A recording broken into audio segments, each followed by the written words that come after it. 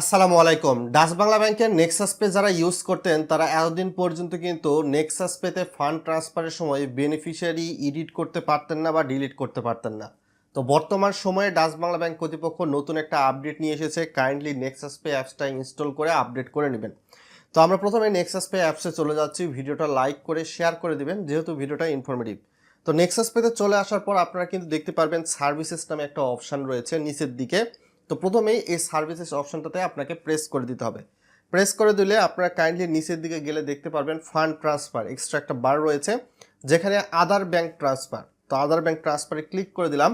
তারপরে এখান থেকে দেখতে পাচ্ছেন বেনিফিশিয়ারি ম্যানেজমেন্ট, এইখানে ক্লিক করে দিতে হবে। নতুন যে আপডেটটা এসেছে এখানে বেশ কয়েকটা ব্যাংক অ্যাকাউন্ট অ্যাড করা রয়েছে। তো এতদিন পর্যন্ত যে বিষয়টা দেখা যেত এখানে ব্যাংক অ্যাকাউন্ট নাম্বার অ্যাড করতে যদি ভুল ভ্রান্তি হইতো সেটা কিন্তু আপনি ঠিক করতে পারতেন না। এটা একটা বিপুল সমস্যা ছিল। তো এই সমস্যার সমাধান নিয়ে এসে হাজির হয়েছে। প্রথমেই আপনি যে অ্যাকাউন্টটা অ্যাড করেছেন সেটা যদি ভুল মনে হয়, সেটা নাম্বার বা নাম, তো প্রথমে আপনি এই যে দেখতেই পাচ্ছেন ডানের দিকে 3 ডট রয়েছে প্রত্যেকটা অ্যাকাউন্ট নাম্বার নামের সঙ্গে। তো আমি প্রথমে 3 ডটে ক্লিক করে দেব। ক্লিক করে দেওয়ার পর এখান থেকে দেখতেই পাচ্ছেন সব কিছু দেখাচ্ছে। তো এখানে যদি ভুল থাকে তো উপরের দিকে ডানের দিকে দেখতে পাচ্ছেন কলমের মতো একটা আইকন। তো আমরা সেই কলমের আইকনটাতে ক্লিক করে দিব। ক্লিক করে দিলে দেখতেই পাচ্ছেন আপনি এখান থেকে ব্যাংকের নামও চেঞ্জ করতে পারবেন, ব্রাঞ্চ, রাউটিং নাম্বার, অ্যাকাউন্টের নাম্বার ইটসেট্রা। তো আপনি যেটা ইচ্ছা চেঞ্জ করবেন। আমি সাপোজ এইখান থেকে হয়তো বা নাম দেওয়াটা ভুল হয়েছে বা অ্যাকাউন্ট নাম্বার দেওয়াটা ভুল হয়েছে, সেটা ঠিক করে তারপর সেভ চেঞ্জে ক্লিক করলাম।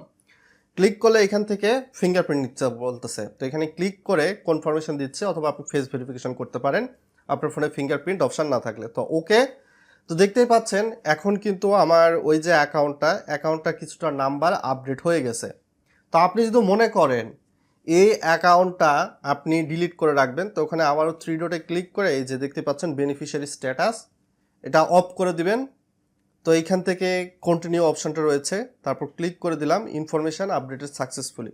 তো ওই অ্যাকাউন্টটা কিন্তু 2 নাম্বারে ছিল, সেখানে কিন্তু দেখতেই পাচ্ছেন এনপিএসবি বিএফটিনের আগে ইনঅ্যাক্টিভ লেখা রয়েছে। তো এটা তারা ডিঅ্যাক্টিভ করার সুবিধা দিয়েছে, সরাসরি ডিলিট করার সুবিধা কিন্তু দেয় নাই, এটা অন্যভাবে। তো এইভাবে আপনি যে কোনো অ্যাকাউন্ট কিন্তু যে কোনো সময় ইনঅ্যাক্টিভ করতে পারবেন, যেটা আপনার মনে হচ্ছে লাগতেছে না।